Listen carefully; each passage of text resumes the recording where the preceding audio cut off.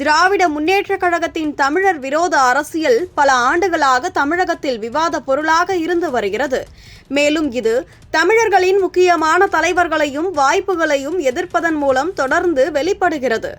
சமீபத்தில் துணை குடியரசுத் தலைவராக தமிழரான சிபி ராதாகிருஷ்ணனை பாஜக வேட்பாளராக அறிவித்த போது திமுக இந்த முடிவை எதிர்த்து தமிழர் ஒருவர் உயர்ந்த பதவிக்கு வருவதை மறுத்து மீண்டும் தனது தமிழர் விரோத போக்கை வெளிப்படுத்தியுள்ளது. இதேபோல் 2006ஆம் ஆண்டு மறைந்த முன்னாள் குடியரசுத் தலைவர் APJ அப்துல் கலாமை குடியரசுத் தலைவராக நியமிக்க எதிர்ப்பு தெரிவித்து தமிழகத்தின் பெருமைக்குரிய ஒரு தலைவரை உயர்ந்த பதவியில் இருந்து தடுத்தது திமுக.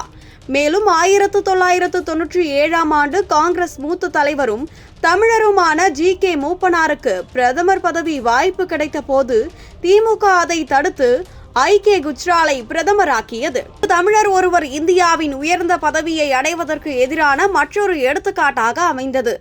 இந்த நிகழ்வுகள் திமுக தனது அரசியல் நலன்களுக்காக தமிழர்களின் முன்னேற்றத்தை புறக்கணிக்கும் ஒரு முறையான போக்கை காட்டுகின்றன.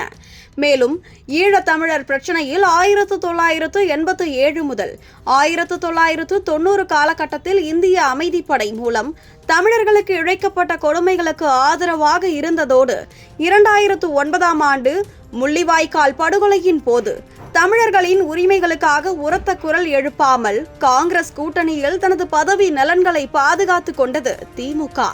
செஞ்சிக்கோட்டை மீட்பு போராட்டத்தில் தமிழர் வரலாற்றை மீட்டெடுக்க முயன்ற நாம் தமிழர் கட்சியின் முயற்சிகளை திமுக மறைமுகமாக எதிர்க்கும் வகையில் அதன் கூட்டணி கட்சியான பாமகவின் குறுக்கீடுகளுக்கு மௌனமாக இருந்தது.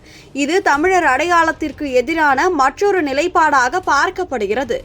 இந்திய எதிர்ப்பு, சமூக நீதி போன்றவற்றை முன்னிறுத்தி தமிழர் உணர்வை பயன்படுத்தி ஆட்சிக்கு வந்தாலும் தமிழர்களின் உண்மையான முன்னேற்றத்திற்கு திமுக தடையாகவே இருந்து வருவதாக விமர்சனங்கள் எழுகின்றன.